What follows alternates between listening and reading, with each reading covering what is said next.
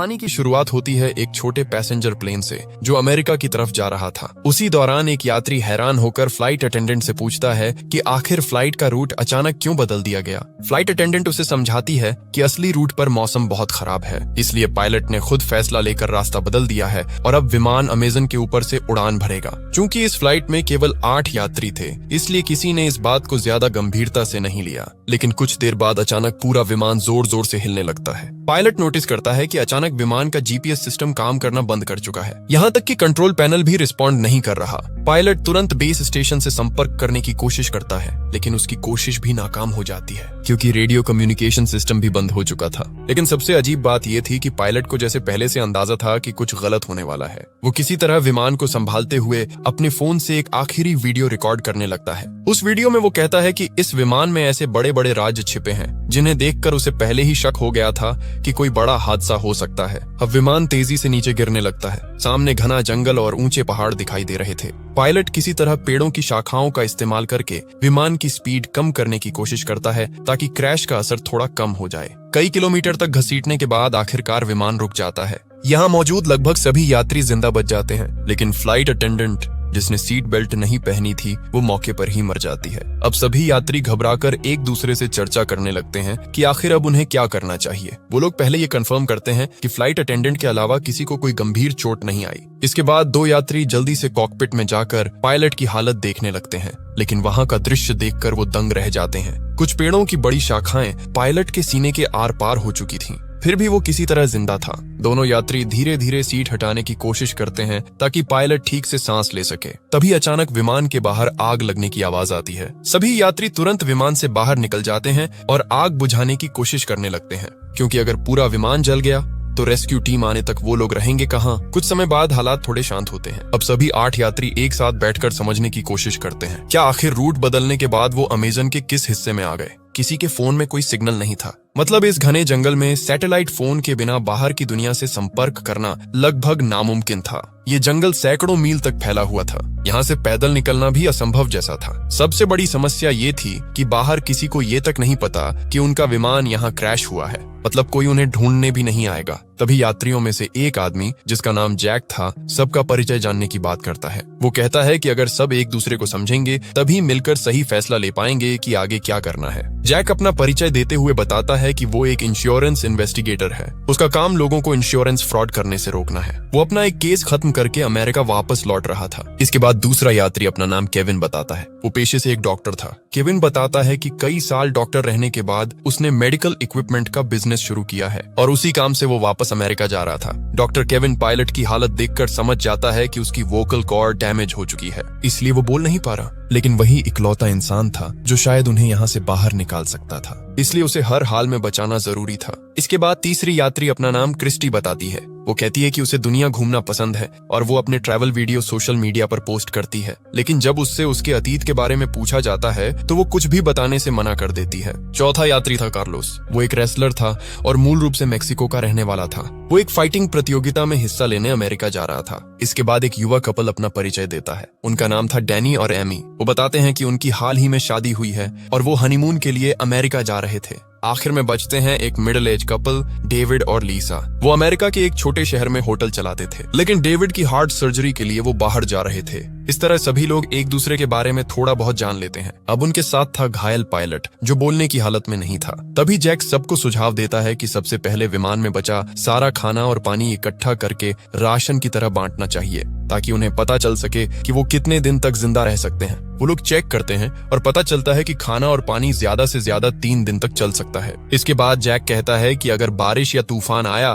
तो उन्हें विमान के अंदर शरण लेनी पड़ सकती है, इसलिए फ्लाइट अटेंडेंट की बॉडी को बाहर कहीं दूर रखना होगा ताकि विमान के अंदर जगह बनी रहे। सभी लोग मिलकर ये छोटे छोटे काम खत्म कर दें। अब उनके सामने सबसे बड़ा सवाल था यहाँ से बाहर कैसे निकला जाए। अब जैक और बाकी सभी घायल पायलट के पास जाकर उससे पूछते हैं कि क्या विमान में कोई सैटेलाइट फोन मौजूद है जिससे वो बाहर मदद के लिए संपर्क कर सकें। साथ ही वो ये भी जानना चाहते थे कि आखिर विमान अपने असली रूट से हटकर इस जंगल में कैसे आ गया और बिना किसी खराब मौसम के अचानक क्रैश कैसे हो गया। पायलट कुछ बोलने की कोशिश करता है। ऐसा लग रहा था जैसे वो कोई बड़ा राज जानता हो, लेकिन बोल ना पाने की वजह से वो कुछ भी बता नहीं पाता। तभी जैक कहता है कि चूंकि केविन एक डॉक्टर है इसलिए उसे पायलट का इलाज करना चाहिए, लेकिन केविन तुरंत मना कर देता है। वो कहता है कि पायलट को बचाने के लिए सर्जरी करनी पड़ेगी और इस जंगल में उसके पास ना तो सही मेडिकल उपकरण है और ना ही दवाइयां। अगर वो अभी सर्जरी करेगा तो शायद पायलट और जल्दी मर जाएगा। इसलिए सभी फैसला करते हैं कि फिलहाल पायलट के ठीक होने का इंतजार करना ही बेहतर होगा। उधर लीसा विमान से खाना निकालकर सभी में थोड़ा थोड़ा बांट देती है। खाना खाने के बाद सभी लोग उम्मीद करने लगते हैं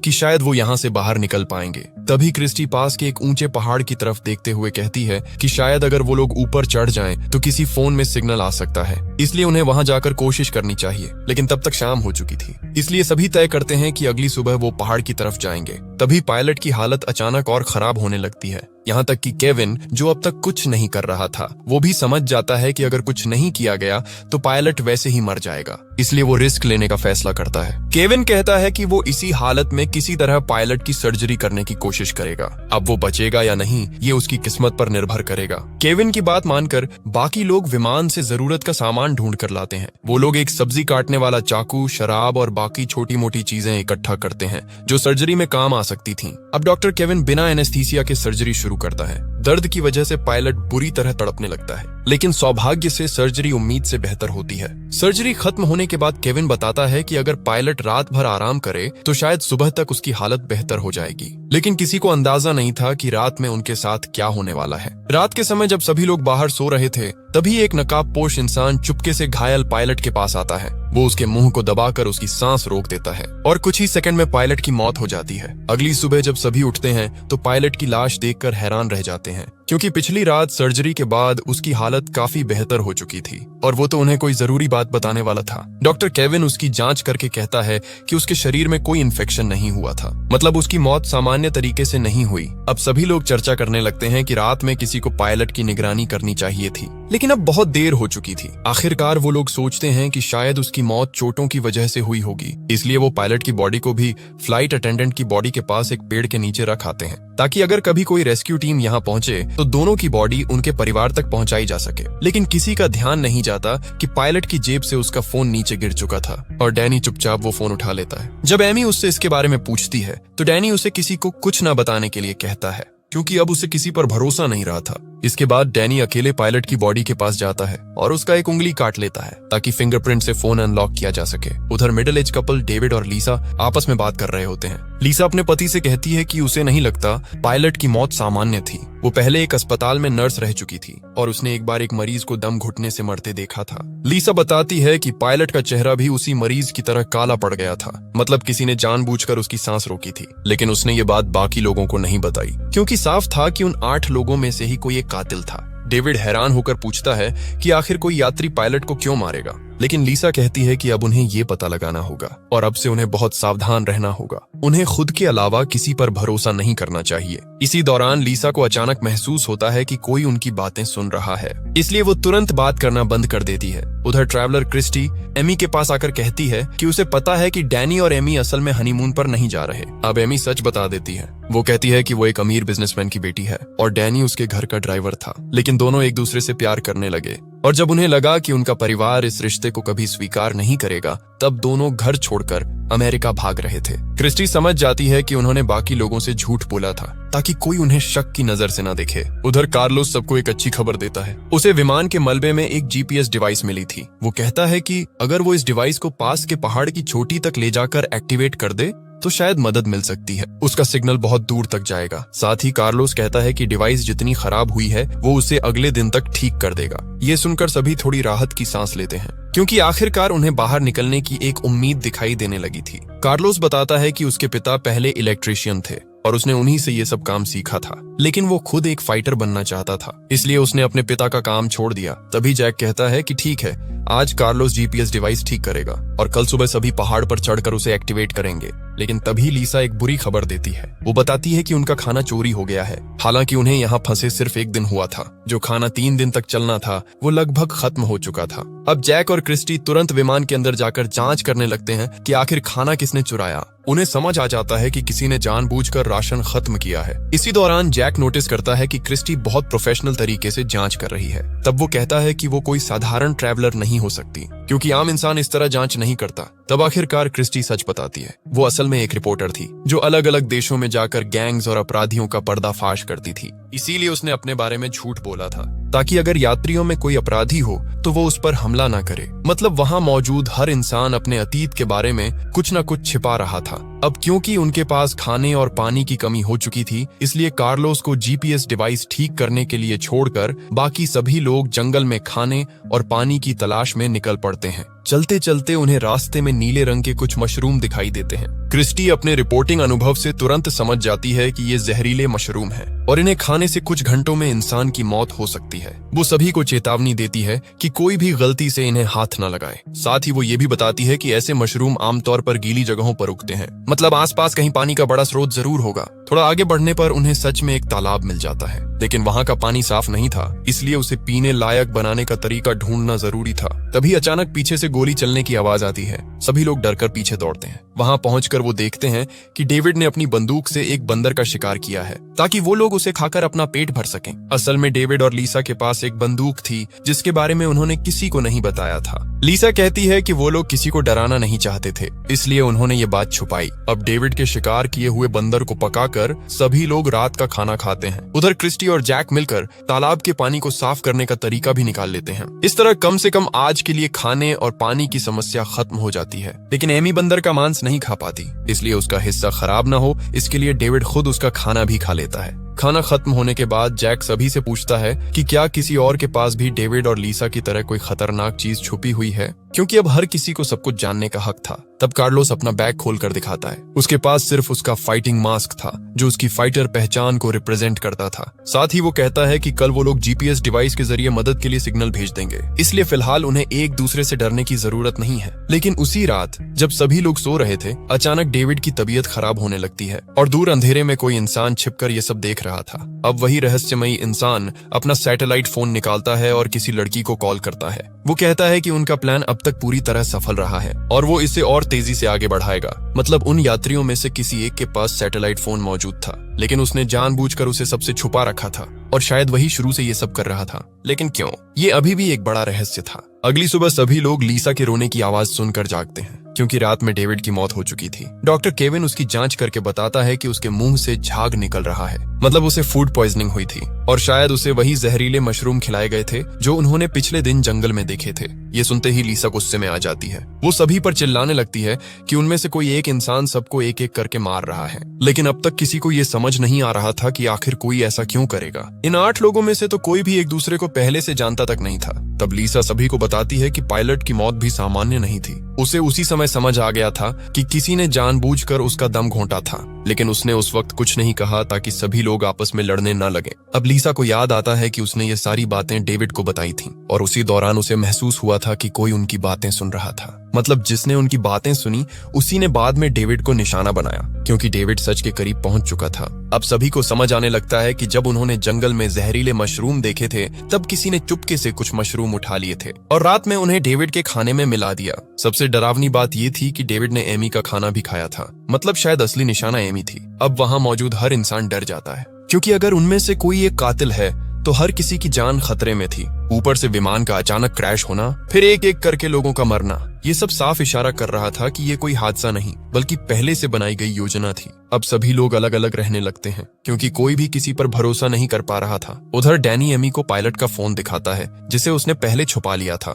उस फोन में पायलट की आखिरी वीडियो रिकॉर्डिंग मौजूद थी। वीडियो में पायलट खुद कह रहा था कि विमान में कोई बहुत बड़ा राज छुपा हुआ है और विमान को जानबूझकर क्रैश करवाया गया है। डैनी और एमी वो वीडियो बाकी सभी को भी दिखा देते हैं। अब सभी पूरी तरह यकीन कर लेते हैं कि यहाँ सच में कोई बड़ा खेल चल रहा है। और पिछले दोनों लोगों की मौत महज हादसा नहीं थी। इसी दौरान कार्लोस बताता है कि उसने आखिरकार जीपीएस डिवाइस ठीक कर ली है। अब उन्हें सिर्फ पहाड़ की चोटी तक पहुंचकर उसे एक्टिवेट करना था। लेकिन अब कोई किसी पर भरोसा नहीं कर रहा था, क्योंकि अगर असली कातिल उनके बीच मौजूद था तो वो कभी नहीं चाहेगा कि मदद पहुंचे। अगर जीपीएस चालू हो गया तो सभी लोग यहाँ से बच निकलेंगे। अब सभी चर्चा करने लगते हैं कि पहाड़ पर कौन जाएगा और कौन नीचे कैंप की सुरक्षा करेगा। आखिरकार जैक कहता है कि वो नीचे रहकर कैंप संभालेगा, जबकि कार्लोस, डॉक्टर केविन और क्रिस्टी पहाड़ पर जाकर जीपीएस डिवाइस इंस्टॉल करेंगे। तीनों लोग अब डिवाइस लेकर पहाड़ की तरफ बढ़ने लगते हैं। उनका प्लान साफ था, अगर उनमें से कोई एक कातिल निकला तो बाकी दो लोग मिलकर उसे संभाल लेंगे। उधर चढ़ाई के दौरान कार्लोस च्यूइंग गम चबाने लगता है।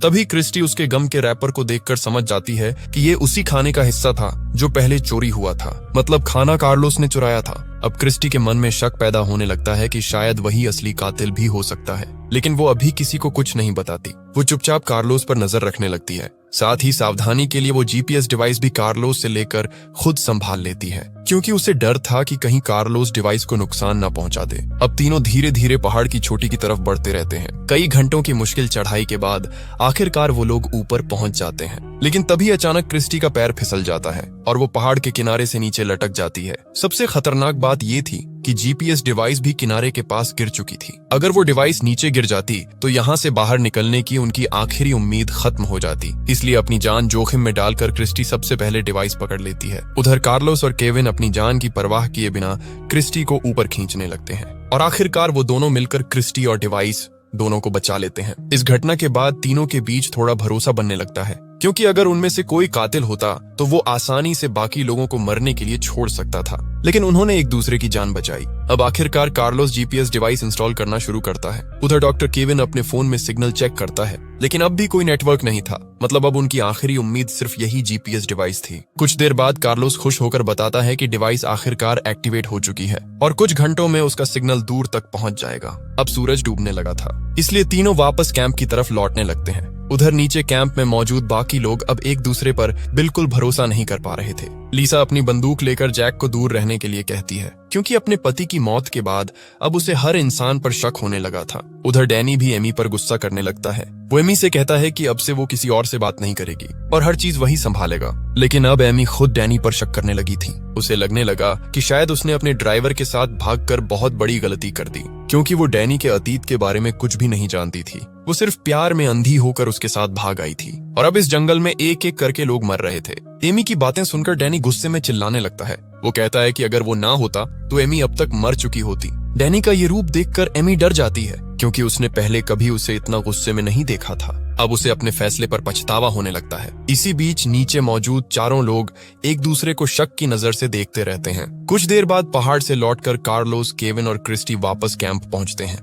वो बताते हैं कि जीपीएस डिवाइस सही तरीके से एक्टिवेट हो चुकी है और अगर किस्मत अच्छी रही तो अगले दिन तक कोई न कोई रेस्क्यू टीम वहां पहुंच जाएगी। अब बचे हुए सातों लोग अजीब खामोशी में रात का खाना खाते हैं। हर कोई बस यही सोच रहा था कि किसी तरह उन्हें सिर्फ अगली सुबह तक जिंदा रहना है। रात होते ही सभी सो जाते हैं, लेकिन कार्लोस अकेले अपनी फाइटिंग प्रैक्टिस शुरू कर देता है। वो अपनी प्रतियोगिता के लिए तैयारी पूरी करना चाहता था। कार्लोस अपने सपनों को लेकर इतना जुनूनी था कि इस भयानक हालत में भी उसका ध्यान सिर्फ प्रैक्टिस पर था। इसी वजह से उसने पहले खाना भी चुराया था ताकि उसकी डाइट खराब ना हो। लेकिन तभी अचानक कार्लोस देखता है कि सामने अंधेरे में कोई काले कपड़ों में खड़ा है और सबसे डरावनी बात यह थी कि उस इंसान ने कार्लोस का फाइटिंग मास्क पहन रखा था। कुछ समझ पाता उससे पहले ही वो रहस्यमय इंसान कार्लोस पर चाकू से हमला कर देता है और कुछ ही सेकंड में कार्लोस की हत्या हो जाती है। अगली सुबह जब सभी उठते हैं तो कार्लोस कहीं दिखाई नहीं देता। तब जैक कहता है कि उन्हें अलग अलग होकर उसे ढूंढना चाहिए, लेकिन डॉक्टर केविन याद दिलाता है कि अगर जीपीएस डिवाइस काम कर रही है तो अब तक रेस्क्यू टीम आ जानी चाहिए थी। उन्हें नहीं पता था कि रात में किसी ने चुपके से जीपीएस डिवाइस की वायर काट दी थी, मतलब कोई सिग्नल बाहर जा ही नहीं रहा था। इस सच्चाई से अनजान बाकी लोग जंगल में कार्लोस को ढूंढने निकल पड़ते हैं, लेकिन काफी देर तक खोजने के बाद भी कार्लोस कहीं नहीं मिलता। तब केविन कहता है कि उन्हें दोबारा पहाड़ पर जाकर जीपीएस डिवाइस चेक करनी चाहिए। क्रिस्टी भी उसके साथ जाने को तैयार हो जाती है, क्योंकि अब किसी को अकेले भेजना बहुत खतरनाक था। दोनों पहाड़ की तरफ बढ़ने लगते हैं। रास्ते में अचानक उन्हें आसमान में बहुत सारे पक्षी एक जगह मंडराते दिखाई देते हैं। ये देखकर दोनों समझ जाते हैं कि वहाँ जरूर कुछ हुआ है। इसलिए वो पहाड़ की तरफ जाने के बजाय उसी दिशा में बढ़ने लगते हैं और वहां पहुंचकर उनका दिल दहल जाता है, क्योंकि वहां कार्लोस की लाश पड़ी थी। किसी ने पिछली रात उसकी हत्या करके उसकी बॉडी वहां फेंक दी थी। अब केविन और क्रिस्टी वापस कैंप लौटते हैं और बाकी लोगों को बताते हैं कि उन्होंने एक और साथी खो दिया है। अब सभी का शक सीधे डैनी और एमी पर जाने लगता है, क्योंकि पिछली रात कार्लोस उन्हीं दोनों के सबसे पास सोया था। हालांकि डैनी समझाने की कोशिश करता है कि वो ऐसा क्यों करेगा, लेकिन अब हर किसी के दिमाग में एक ही सवाल घूम रहा था, अगर उनमें से कोई एक कातिल है तो आखिर उसका मकसद क्या है? वो एक एक करके सबको क्यों मार रहा है? तभी लिसा बताती है कि पिछली रात उसकी बंदूक की सारी गोलियां चोरी हो गईं। उसके पास अब सिर्फ एक आखिरी गोली बची थी जो उसकी जेब में थी। ये सुनकर केविन कहता है कि जब उसने डैनी का इलाज किया था तब उसने उसकी पीठ पर एक टैटू देखा था, और ऐसा टैटू आमतौर पर गैंग के लोग बनवाते हैं, मतलब डैनी किसी गैंग से जुड़ा हो सकता है। ऊपर से एमी भी उसके अतीत के बारे में कुछ नहीं जानती थी, इसलिए शक और बढ़ जाता है। लेकिन डैनी कहता है कि वो टैटू उसने खुद नहीं बनवाया था, उसे झूठे केस में जेल भेजा गया था और वहां गैंग के लोगों ने जबरदस्ती उसके शरीर पर वो टैटू बना दिया। वो कहता है कि जेल से निकलने के बाद उसने अपनी जिंदगी बदलने की कोशिश की और तभी उसे एमी के घर ड्राइवर की नौकरी मिली। वहीं उसे एमी से प्यार हो गया। डैनी साफ कहता है कि वो अपराधी नहीं है और वो ये सब नहीं कर रहा। साथ ही वो एमी को ये भी बताता है कि शुरुआत में वो उसके पैसों की तरफ आकर्षित हुआ था, लेकिन बाद में उसे सच में एमी से प्यार हो गया और अब वो उसे बचाने के लिए कुछ भी कर सकता है। इसी दौरान शाम हो जाती है और अचानक जंगल में तेज तूफान और भारी बारिश शुरू हो जाती है। सभी लोग भागकर वापस विमान के अंदर आ जाते हैं, लेकिन तभी उन्हें आखिरकार वो चीज दिखाई देती है जिसकी वजह से शायद ये सब हो रहा था। बारिश के कारण विमान की छत का एक हिस्सा टूट जाता है और वहां से कई बड़े बैग नीचे गिरते हैं। जब जैक छत हटाकर ठीक से देखता है तो सभी दंग रह जाते हैं, क्योंकि उन बैग्स के अंदर सफेद रंग के कई पैकेट भरे हुए थे। सभी तुरंत समझ जाते हैं कि ये ड्रग्स हैं और उनकी कीमत करोड़ों में होगी। अब धीरे धीरे सारी बातें साफ होने लगती हैं। एयरलाइन असल में सामान्य यात्रियों की आड़ में ड्रग्स की तस्करी कर रही थी। शायद इसी वजह से उनकी फ्लाइट टिकट बाकी फ्लाइट से इतनी सस्ती थी। अब डैनी, जिसने पहले गैंग के साथ काम किया था, वो तुरंत पहचान जाता है कि ये बहुत बड़ा ड्रग ऑपरेशन है। उसे समझ आ जाता है कि शायद एयरलाइन का राज किसी तरह लीक हो गया था और इसलिए विमान को जानबूझकर इस जंगल में क्रैश करवाया गया। अब सभी ये समझ जाते हैं कि उनके बीच मौजूद कातिल शायद इन ड्रग्स पर कब्जा करना चाहता था, लेकिन फिर भी कई सवाल बाकी थे। अगर मकसद सिर्फ ड्रग्स हासिल करना था तो फिर बाकी लोगों को मारने की क्या जरूरत थी? इसी बीच अचानक एमी डरकर विमान से बाहर भाग जाती है। उसे लगता है कि जिसने भी ये सब किया है वो अब उन्हें भी मार देगा। तब डैनी तुरंत उसके पीछे भागता है। उधर केविन कहता है कि किसी को अकेले बाहर नहीं जाना चाहिए। इसके बाद लिसा भी बंदूक लेकर एमी को ढूंढने बाहर निकलती है। बाहर तेज बारिश और तूफान की वजह से कुछ भी साफ सुनाई नहीं दे रहा था। लिसा जंगल में एमी को ढूंढ रही होती है, तभी पीछे से वही रहस्यमयी कातिल उस पर हमला कर देता है। वो चाकू से लिसा पर कई वार करता है। मरने से पहले लिसा उसकी नकाब हटाने की कोशिश करती है ताकि उसका चेहरा देख सके, लेकिन वो सफल नहीं हो पाती और कुछ ही पलों में लिसा की भी मौत हो जाती है। अगली सुबह जब बाकी लोग लिसा की लाश देखते हैं तो सभी पूरी तरह टूट जाते हैं। उन्होंने लाख कोशिश की, लेकिन कातिल बार बार किसी न किसी को मार रहा था। अब वहां मौजूद हर इंसान दूसरे पर शक करने लगता है, लेकिन किसी के पास कोई पक्का सबूत नहीं था। तभी अचानक क्रिस्टी अपनी बंदूक जैक की तरफ तान देती है। वो कहती है कि उसे जैक के सामान से लिसा की बंदूक की चोरी हुई गोलियां मिली हैं, मतलब जैक ही असली कातिल हो सकता है। लेकिन क्रिस्टी के पास सिर्फ यही सबूत नहीं था, उसे जैक के बैग से एक सैटेलाइट फोन भी मिला था। अब क्रिस्टी पूरी तरह यकीन कर चुकी थी कि जैक ही ये सब कर रहा है। हालांकि जैक खुद को बेगुनाह बताता है। वो कहता है कि हाँ, उसने लिसा की बंदूक से गोलियां निकाली थीं, लेकिन उसने ऐसा इसलिए किया क्योंकि उसे लगा था कि लिसा ही कातिल है। वो सिर्फ बाकी लोगों की सुरक्षा चाहता था, लेकिन सैटेलाइट फोन उसका नहीं था। जैक कहता है कि असली कातिल ने ही उसे फंसाने के लिए वो फोन उसके बैग में रखा है। तभी केविन जल्दी से कहता है कि उन्हें उस सैटेलाइट फोन से तुरंत मदद मांगनी चाहिए, लेकिन क्रिस्टी बताती है कि वो पहले ही कोशिश कर चुकी है। फोन में एक पासवर्ड लगा हुआ है और बिना पासवर्ड के वो इस्तेमाल नहीं हो सकता। अब क्योंकि फोन जैक के बैग से मिला था, इसलिए सभी को लगता है कि पासवर्ड सिर्फ जैक को ही पता होगा। लेकिन जैक बार बार कहता है कि फोन उसका नहीं है और उसे कोई पासवर्ड नहीं पता। अब डैनी गुस्से में जैक पर हमला कर देता है, लेकिन केविन उसे रोकते हुए कहता है कि अगर उन्होंने जैक को मार दिया तो फिर फोन कभी अनलॉक नहीं होगा और तब वो लोग यहाँ से बाहर नहीं निकल पाएंगे। इसलिए फिलहाल जैक को जिंदा रखना जरूरी था। इसके बाद वो लोग जैक को बांध देते हैं। अब बचे हुए 4 लोग फैसला करते हैं कि किसी को जैक से सच उगलवाना होगा और आखिरकार ये जिम्मेदारी डॉक्टर केविन को दी जाती है। केविन जैक के पास जाकर एक बार फिर उससे पासवर्ड पूछता है, लेकिन जैक फिर वही कहता है कि उसे कुछ नहीं पता। अब मजबूर होकर केविन उसे टॉर्चर करना शुरू कर देता है। वो उसके नाखून उखाड़ने लगता है। उधर उसी समय क्रिस्टी, डैनी और एमी पहाड़ पर लगे जीपीएस डिवाइस को चेक करने निकलते हैं। वहां पहुंचकर वो लोग देखकर दंग रह जाते हैं, क्योंकि किसी ने जीपीएस डिवाइस की वायर निकाल दी थी। मतलब इतने समय से कोई सिग्नल बाहर जा ही नहीं रहा था। अब क्रिस्टी जल्दी से वायर वापस जोड़ती है और आखिरकार जीपीएस डिवाइस दोबारा चालू हो जाती है। अब उनकी लोकेशन अमेरिका तक पहुंच जाती है, जहां लोग कई दिनों से उस लापता विमान को खोजने की कोशिश कर रहे थे। लेकिन समस्या ये थी कि लोकेशन अमेजन जंगल के उस हिस्से में थी जो अमेरिका की सीमा के बाहर आता था। ऊपर से एयरलाइन भी अमेरिकी रजिस्टर्ड नहीं थी, इसलिए अमेरिकी सेना वहां सीधे नहीं जा सकती थी। इसी दौरान एक सरकारी इन्वेस्टिगेटर जिसका नाम क्लेयर था, एयरलाइन के ऑफिस पहुंचती है। वो कंपनी के खिलाफ जांच शुरू करने का आदेश देती है, क्योंकि उनका एक विमान कई दिनों से गायब था और कंपनी ने इस बारे में किसी को कोई जानकारी नहीं दी थी। लेकिन एयरलाइन की मैनेजर कोरा मुस्कुराते हुए कहती है कि वो आराम से जांच कर सकती है, क्योंकि विमान अमेरिका के बाहर क्रैश हुआ है